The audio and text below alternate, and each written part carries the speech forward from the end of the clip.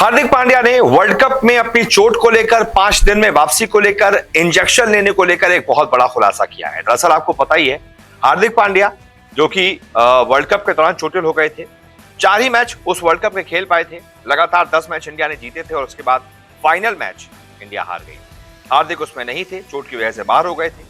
लेकिन हार्दिक ने अब जो खुलासा किया है वो बड़ा चौंकाने वाला है। हार्दिक बता रहे थे कि उन्होंने इंजेक्शन तक लिए थे और 5 दिन के अंदर उनको वापसी करनी थी। फिर उसके बावजूद उन्होंने फाइनल से पहले भी कोशिश की थी कि एक बार मैं ठीक हो जाऊं, किसी तरीके से इंडिया के लिए खेल लूं।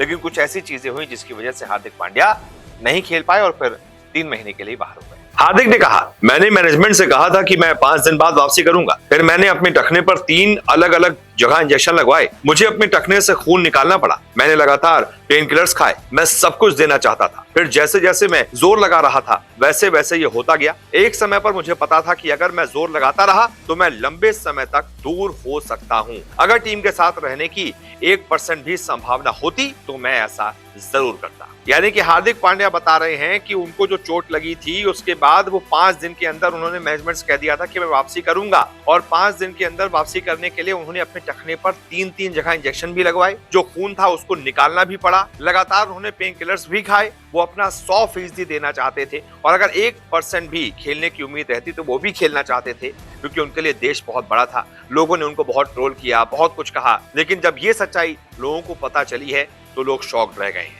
लोग कह रहे थे कि सिर्फ आईपीएल खेलना चाहता था हार्दिक, इसलिए वहां चोटिल हो गया, कोई फर्क पड़ता नहीं है। आईपीएल हार्दिक के लिए सर्वोपरि है, देश बाद में है। लेकिन उन तमाम लोगों को हार्दिक ने आज कड़ा जवाब दिया है। इतनी कोशिश उन्होंने की, नहीं तो कौन करता है देश के लिए। आराम से चोटिल हो गए थे, साइड में पड़े रहते, कोई दिक्कत नहीं थी। इंजेक्शंस लगवाए अलग अलग जगह, पेन किलर्स लिए, साथ ही साथ खून निकलवाया, दर्द सहा, लेकिन उसके बावजूद क्या मिला? सिर्फ और सिर्फ ट्रोलिंग।